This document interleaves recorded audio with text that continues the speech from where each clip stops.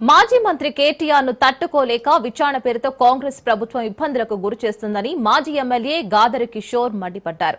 OU BRSV నాయకులు రమేష్, నాగారం ప్రశాంత్ ఆధ్వర్యంలో కేటీఆర్ జన్మదిన వేడుకలు ఘనంగా నిర్వహించారు. కేక్ కట్ చేసి మొక్కలు నాటారు. అనంతరం పోటీ పరీక్షలకు సిద్దమవుతున్న విద్యార్థులకు పుస్తకాలు, గొడుగులను మాజీ ఎమ్మెల్యే గాదరి కిషోర్, బీఆర్ఎస్వీ రాష్ట్ర అధ్యక్షుడు గెల్లు శ్రీనివాస్ పంపిణీ చేశారు.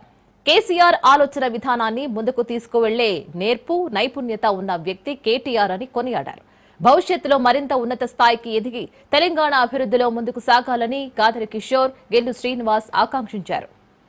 కేసీఆర్ గారు పరిశ్రమల శాఖ మంత్రిగా ఉన్నప్పుడు, ఐటీ శాఖ మంత్రిగా ఉన్నప్పుడు ఈ రాష్ట్రంలో చాలా కంపెనీలు తీసుకురావడం వల్ల ఇవాళ చాలా మంది విద్యార్థులు కూడా, సాధారణ కోర్సు చదివే విద్యార్థులు కూడా ఇంజనీరింగ్ వైపు వెళ్ళి ఇవాళ ఉద్యోగాలు పొందే పరిస్థితి గతంలో కేసీఆర్ గారి ప్రభుత్వాలు ఉండే. ఇవాళ రేవంత్ రెడ్డి గారు ముఖ్యమంత్రి అయిన తర్వాత కొత్త పరిశ్రమలు రాకపోగా అందరికీ వాళ్ళ నిరాశ ఉన్నది.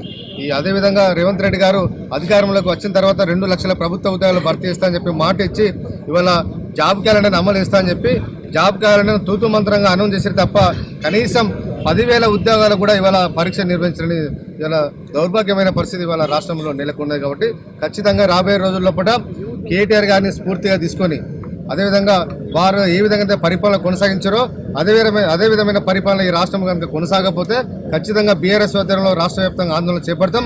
మీరు ఇచ్చిన 2 లక్షల ప్రభుత్వ ఉద్యోగాలు అమలు చేసే వరకు కూడా మేము పోరాటం చేస్తాం.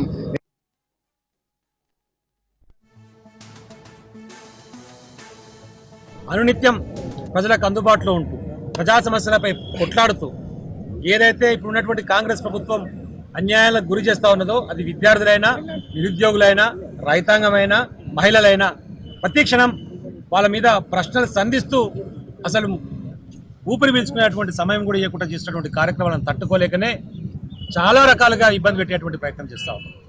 వ్యక్తిగతంగా కేటీఆర్ గారు కానివ్వండి, వ్యక్తిగత ఆరోపణలు కానివ్వండి, వివిధ రకాల కేసులలో ఏదో ఒక రకంగా విచారణ పేరుతోని ఒక మానసిక శోభకు గురి చేసేటువంటి ప్రయత్నం చేస్తూ వారికి అండగా ఉన్నటువంటి మా విద్యార్థి నాయకత్వాన్ని కూడా ఇష్టం వచ్చినట్టు మాట్లాడుతారని చెప్పేసి అక్రమమైన కేసులు పెట్టి ఇళ్లలోకి పోయి ఫోన్లు చేయమని చెప్పి ఇళ్ల ఫ్యామిలీస్ ఇబ్బందిని పెట్టి కావాలని చెప్పేసి ఒక కుట్రాపూరిత ధోరణిలో వ్యవహరిస్తూ ఉన్నారు. ఇదే ఉస్మాన్ యూనివర్సిటీ గడ్డ మీద తెలంగాణ ఉద్యమం కోసం నినదించినటువంటి మా బిడ్డలు ఎవరు కూడా భయపడకుండా రేపు ఏ సందర్భం ఏ విషయమైనా సరే వెనకడుగు వేయకుండా మరొకసారి ఉద్యమానికి శ్రీకారం చుడతా ఉన్నారు ఇదే వేదిక నుంచి.